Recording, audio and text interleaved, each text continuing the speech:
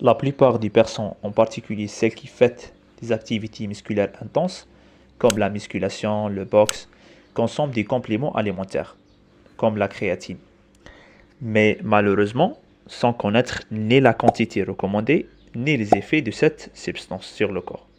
La première des choses, il faut savoir que la créatine est une molécule naturellement produite par le corps, dans le foie, les reins et le pancréas, à partir des trois acides aminés, l'arginine, glycine et le méthionine.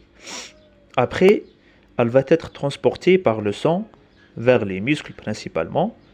C'est pour ça qu'on trouve 95% stocké sous forme de phosphocréatine dans les muscles squelettiques. Alors, lors des activités musculaires intenses, on a l'intervention de cette phosphocréatine qui donne son phosphate à l'ADP pour reformer de l'ATP rapidement. On a la phosphocréatine plus l'ADP à travers la créatine kinase, c'est un enzyme qui va produire l'ATP plus créatine. Et qui dit l'ATP dit l'énergie, parce que l'ATP va se casser et donne l'ADP plus un PI plus l'énergie. Alors le muscle va continuer de se contracter à haute intensité pendant plusieurs minutes.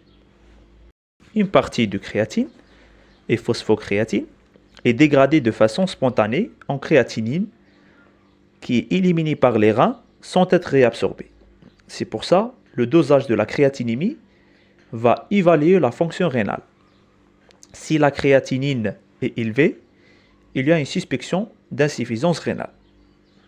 Le corps humain produit environ 1 à 2 grammes de créatine par jour, mais la quantité recommandée chez les sportifs est plus de ça. Il y a 2 protocoles utilisés dans la consommation de cet complément. Il y a une phase de charge de 20 grammes par jour pendant 5 à 7 jours répartis en 4 à 5 prises de 5 grammes dans la journée dans le but de faire une saturation rapide des réserves. Après, on a une phase sans charge qui est stable de 3 à 5 grammes par jour tous les jours, même les jours de repos. Et de préférence juste après l'entraînement avec une source de glucides pour améliorer l'absorption. Et faites attention ici, l'hydratation est très importante. Il faut boire jusqu'à 2 à 3 litres d'eau par jour parce que la créatine augmente la rétention d'eau intracellulaire dans les muscles.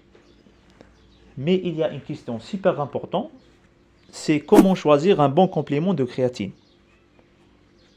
La forme de créatine à privilégier, c'est la créatine monohydrate, qui est très efficace et stable, mais faites attention, il faut vérifier sur l'étiquette qu'il y a 100% de créatine monohydrate et qui est pure, sans mélange ou bien des additifs inutiles. Et n'oubliez pas l'alimentation, notamment la consommation des viandes, le poisson, l'œuf et d'autres aliments contenant de créatine. Voilà. Alors, nous arrivons à la fin de cette vidéo. N'oubliez pas de vous abonner à la chaîne et de laisser un commentaire. Merci, à bientôt.